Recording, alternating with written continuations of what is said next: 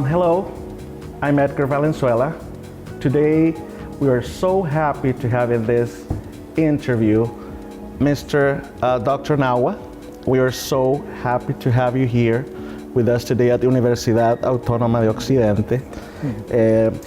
First of all, we would like to know a little bit about yourself, about your career, and where do you study, and about in which universities did you prepare yourself? Please tell us about it. Actually, I am now 79 years old, so I have a long academic history. Okay. If I talk about the details, it will take more than 1 hour. So I just make a very brief introduction of the career in research. Okay. Yeah, I graduated the Faculty of Medicine in Kyoto University, so I am a medical doctor and a researcher. Okay. Yeah. Very interesting.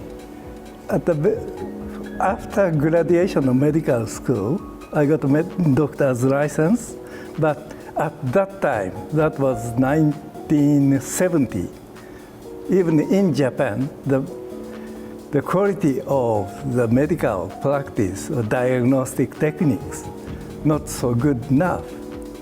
And at that age, 1970 is just very beginning of immunology.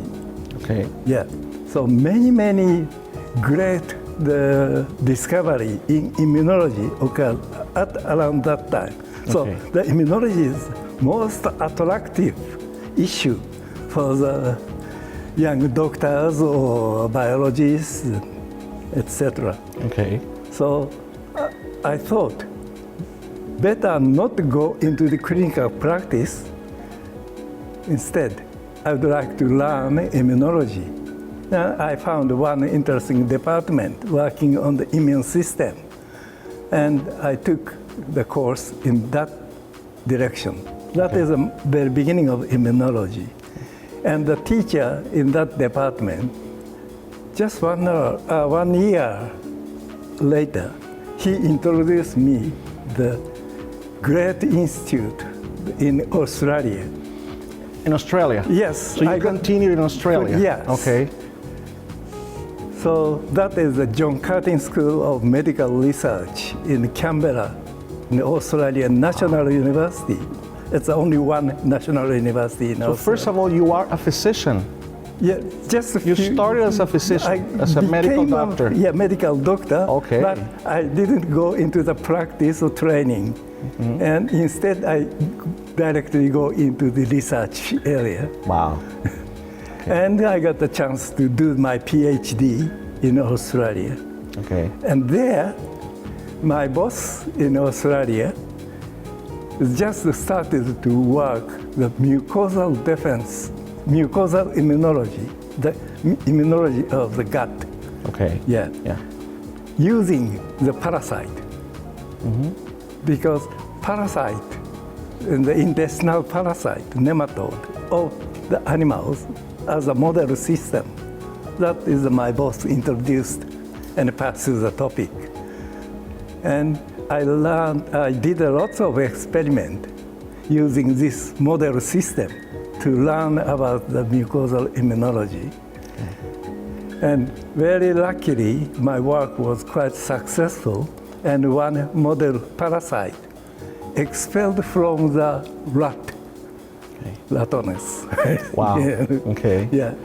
And what I did is get the immune cells of infected animals transferred to the next naive animal. And that naive animal became resistant to parasite. So clearly the parasite, expulsion of the parasite from the gut mediated by the immune cells. That was my result of PhD thesis. And my thesis work produced as 80 original research paper, 8 original research papers. It is actually very interesting, Dr. Nawa, because the other day I was at one of your excellent conference that you gave at this with this place, this theater full of students, of our students from Universidad Autónoma de Occidente, and you were explaining how the host of those parasites most of the times are dogs and cats. That was very interesting because those, we think they're our friends, and they are, but they host very dangerous parasites sometimes. As well, yes. Right? Not only parasite, but bacteria or virus as well. Wow. So we should be careful about these, the pet animals or domesticated animals, even not only cat and dog, but many of these, for example, the cattle, sheep, they have disease which also can infect humans. That is called zoonosis or zoonotic diseases, the infectious diseases shared by humans and their domestic animals. Something you also talked about, the difference between old world and new world diseases. Yeah, that was the topic. And where does this distinction come from? Originally, the word of New World, Old World comes from the age of conquistador. That was long time ago. Colombian age. Hundreds of years ago. Yeah. Okay. At that time, several diseases, only endemic in both sides, were transferred by human movement to the other side. And New World, Old World, it only comes from the eye of the European people, Spanish, Portuguese, or their conquistadors. They thought they found this area. That is a new world for them. So that is a simple definition discovered by these conquistadors.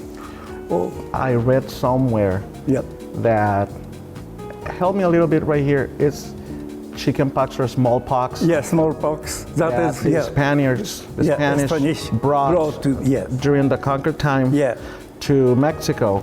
And that killed thousands of people, right? Yeah, just like COVID-19, very similar, Okay. Human movement transmit the diseases as well.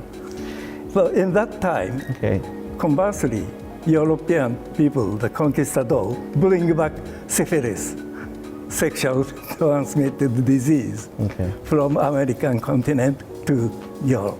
And that spread all over the world. So we sort of exchanged parasites, right? Or also bacteria, right? Even bacteria, virus. We also harmed them, right? They brought smallpox, and what bacteria or virus did we bring to Europe from the Americas? Syphilis. So we brought syphilis to Europe. Yeah. That's very interesting. Okay. And also the same situation happened on the slave trade from Africa to Brazil.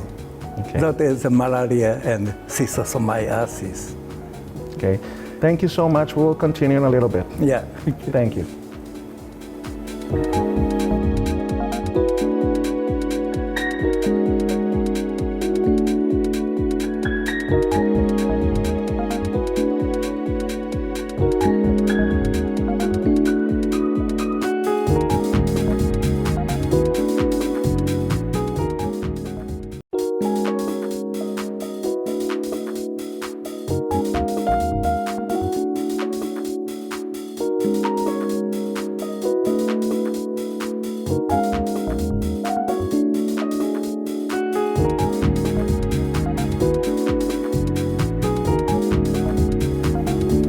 So we're back with Mr. Dr.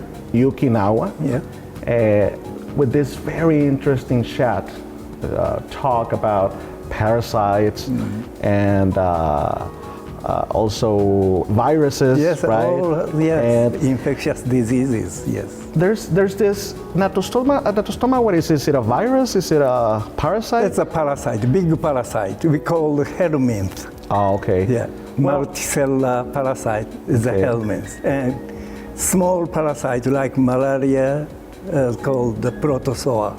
Okay. Something that raises up a question among especially people from Sinaloa, Yep. but also people from all over Mexico that even in Peru, Yeah. where ceviche is from, Yes, actually. We are very proud of our ceviche, but it comes from Peru, right? Is it really? Ceviche originated from Peru and I have heard, yes, Yeah, I that also it was originated in Peru. So, yeah. Yes. So we are, something that I also noticed in the conference that you were giving, that eating raw seafood, it is dangerous because you might get natostoma. Can you tell us a little bit about it, please? It's actually not really true. Most of the shellfish don't carry natostoma. Okay. Most of the natostoma carrier fish is a freshwater or brackish water mixture of sea and river. So maybe the danger is in the fish located in dams and rivers. Yes, And also when the river connects with the sea, that area. Yeah, that area. Okay. Like Tequaria is an example. Ah, okay. That is just the river comes down in several ponds, and the seawater also comes. It's a mix. Can you tell us a little bit? That's called brackish water. Oh, okay. So that area up to the dam is the endemic area of natostoma. Wow. Yeah. The fresh water is the danger. Okay. Yeah. Seafood, such as fish, Yes. such as let's say salmon and tuna, is not very dangerous because they also have some dangerous, nasty parasite. Okay. For example, the salmon sometimes have a tapeworm. Okay. They are like ribbon, very long tapeworm in the intestine. So fresh salmon, if that contains the larvae, young parasite we eat, they become, say, 4 meter, 5 meter big parasite in the gut. Wow. Yeah, also tuna, another famous seafood, food fish parasite called anisakis. Okay. You may have heard this name. In Peru, many patients, and of course in Japan, Italy, and Spain, they have patients. Whenever they eat the fresh seawater, typically the sardines. Wow. Yeah, and the mackerels, tuna, they carry this sea fish parasite. So another danger there. Can you tell us, let's say I get infected with natostoma. Yeah. What are the symptoms, and is there any treatment for that parasite? Quite typical symptom is the skin diseases, the moving swelling. One day you can see the lead swelling here. Next day it moved to there. Wow. Yeah, that is the one. Another one is serpiginous eruption, like the creature looks like serpenta. That's a snake. Snake-like lead injury appears on the skin. Okay. These are the two typical natostoma infection. Okay. And in addition, not so many, but even here in Mexico, about 10 cases or more, the parasite migrate into the eye. Wow. Yeah.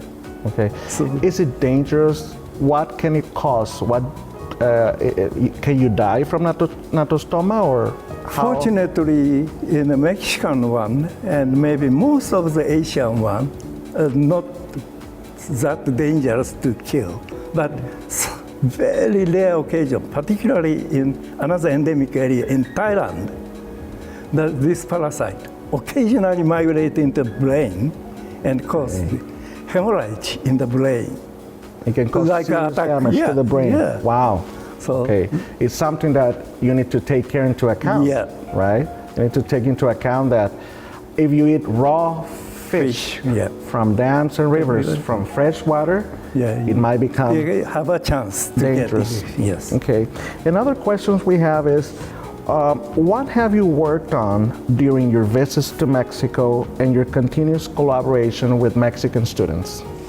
Actually,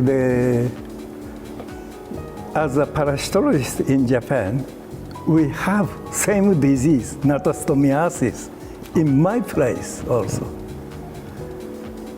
In there, also people eat the freshwater fish and get infected. So we developed the diagnosis method called immunodiagnosis ELISA system. And one of my colleagues in another university, he have a connection, the people in Mexico City, in the Japanese community. These Japanese community in Mexico City have this disease, and they asked their help to the Japanese counterpart. And Dr. Akahane, he is the organizer to this exchange program. And I was selected as a member and transfer this technique to Mexico. That is my first occasion, and this project starts 1996. So that is my first visit to Culiacan, Sinaloa. Back in 1996? Yeah. Okay. And we know that you have worked scientifically with the president of our University Autonomous of Occidente, Dr. Sylvia Paz Díaz Camacho. Yes. So you work together in the lab and some studies. Yes. But can you tell me a little bit about that experience, working with her, and how did you meet, right? And how do you feel working with the president of the university? Oh, that was a long ago, but she has many patients in this area, particularly around Nayarit and the southern part of Sinaloa, many nattostomiasis patients. But she don't have diagnostic method in her laboratory. Okay. So I was selected to come here to collaborate with Sylvia Paz to develop this method in her laboratory. Those methods did not exist? Not exist until I come here. Okay. Yeah. Okay. So she needed some help to develop some methods. So you started working with her. Yeah. We're going to take some time so we can continue after this small pause and with this marvelous interview with Dr. Nawa. Thank you.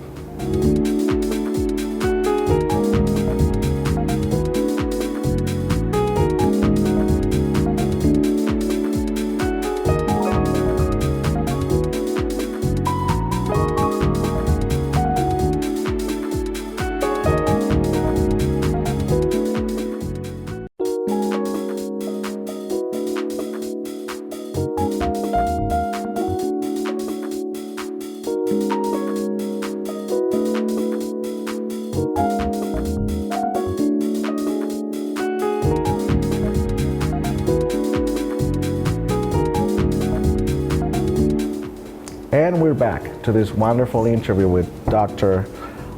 Yuki Nawa. Yes. Okay. I'm sorry, my Japanese is not very good. I know some words. My Spanish also. Like watashi wa Edgar. Is that correct? Yes. Yes. Okay, my name is Edgar. Okay, thank you so much. So we were talking about your experience, working with Dr. Sylvia Paz Díaz Camacho. She is the president of Universidad Autónoma de Occidente. And how did you meet, the way you met, and why did you come to Sinaloa, and your experience working with her?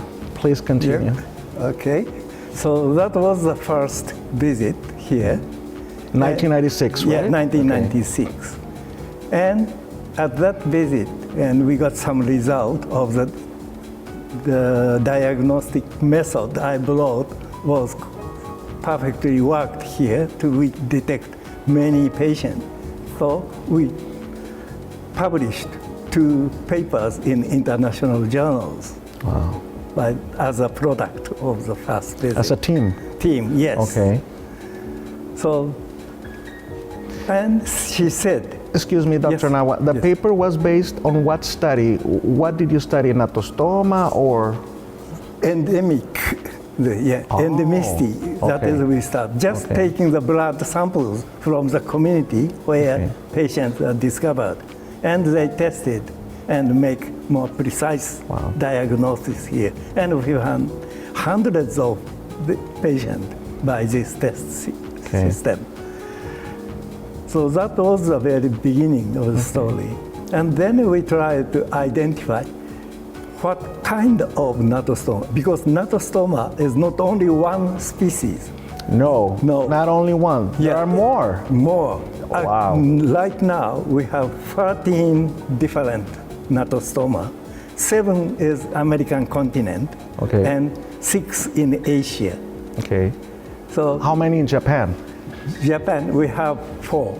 4? Yeah. How many in Mexico? Mexico, yeah, quite a lot. I think 6 out of 7, I think, wow. in Mexico. That's very I suppose. interesting. Wow. Completely identified one, maybe 4 or something like that. Wow. But they have different shape and different size. So by morphology we can see it. Also we can distinguish them by molecular techniques as well. So in that sense, it's a biologically quite interesting area as well, because very similar pathogen, parasite, natostoma in Asia and America, which is the origin, how they expand, how they transmit across old world, new world.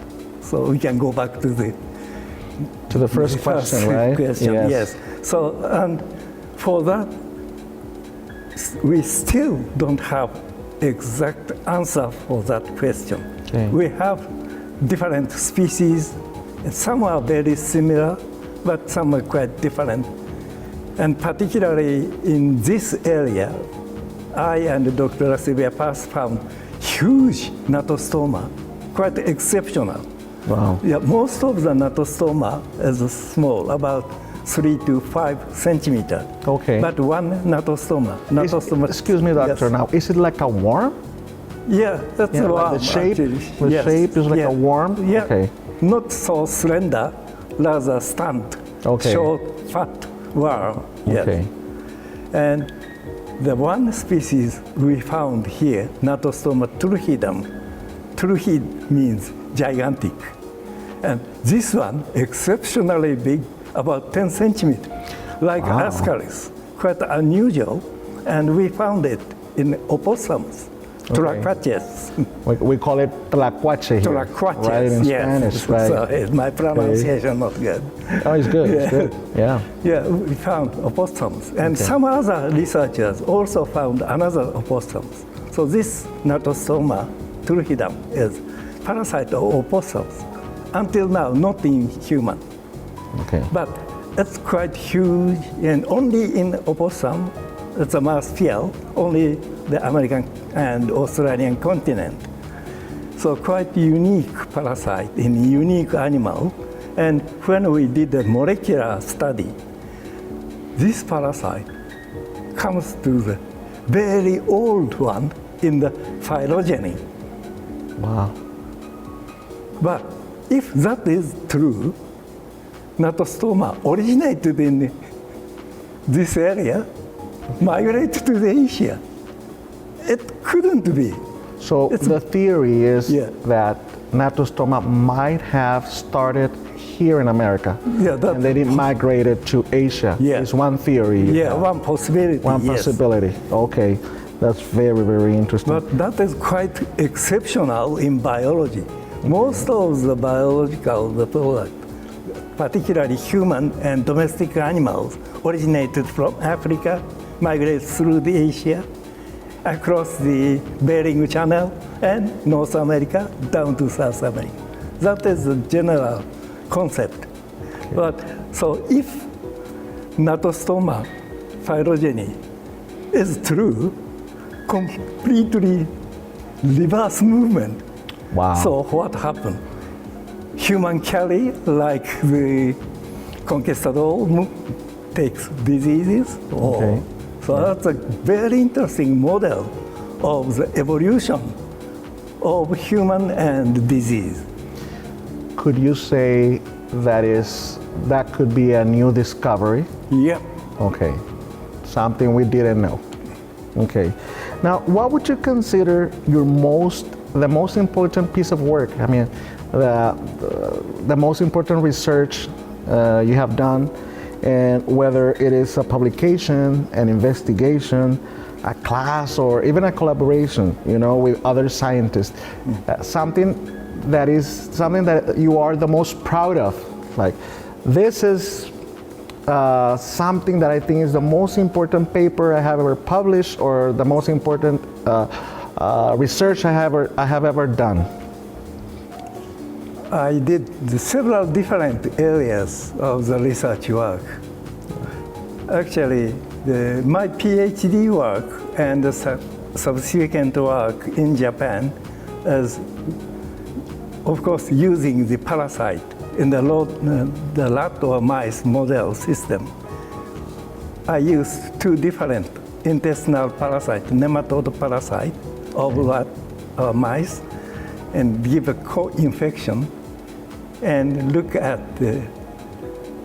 their elimination from the host. And I found these two different rodent parasites are expelled by two different mechanisms. Wow. That is, even now, that was the 1994, I published the review article of this story, and that paper is still cited by many people as a very good model to tell the different pathogen, different parasite was eliminated by different immune system of the gut. So that is my most cited work. And second one, maybe the nattosomotilhidum work. Excellent. That's very interesting, Dr. Nawa. I think everyone who is watching this program will be very thrilled of learning from you, a very reputable scientist from Japan. And I also want to say, welcome to Mexico, Dr. Nawa. This is your home. Universidad Autónoma de Occidente is your home. Thank you, everyone, for watching us. We'll see you later.